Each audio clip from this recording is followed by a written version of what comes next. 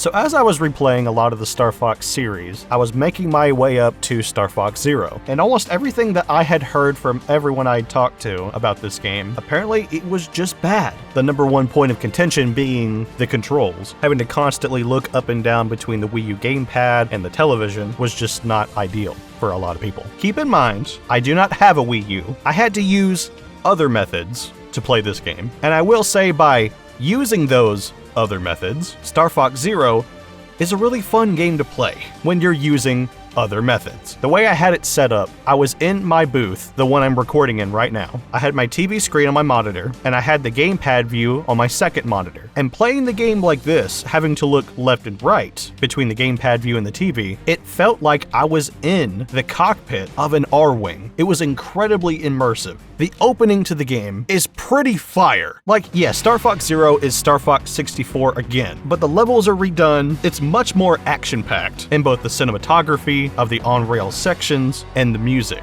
The first level, you're above Corneria's atmosphere. Fox says, "Let's rock and roll!" And then you dive through the planet's atmosphere, you're burning on the way in. And then the music kicks in, and dude, it's just hype, goosebumps. All right, boys, let's rock and roll!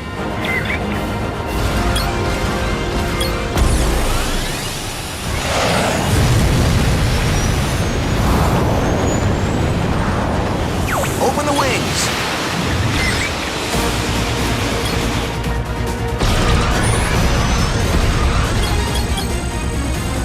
And I gotta say, I enjoyed this entire game. Every level is gas, dude. I don't know what anybody's talking about. Granted, I'm not playing it on a Wii U, but still, like it's more than just Star Fox 64 again. Sure, the story is Star Fox 64, but bigger and expanded. You've got new missions that weren't in the original game, and new vehicles that weren't in the original game, like the Gyro Wing, the Walker. I especially love the Walker. In this one level, when you're like in a big galactic battle and there's a bunch of space warships, and there's this one you have to take down. You have to get past its force field, but then once you get above it, there's like a little area where you can get inside of it, but the R-Wing's too big to get inside, so you turn into the Walker so that you can infiltrate, get in, destroy the core, and get out before the ship explodes. Usually, scenes like this is what you would see in cutscenes, and you wouldn't even be able to play it. But no, the whole thing, you're doing that, and it's so cool. I also like the Gyro Wing missions, where you have the little robot buddy, and then I have to look over to my other screen to see my little robot's point of view while he goes and hacks stuff. But I think the best thing that Star Fox Zero did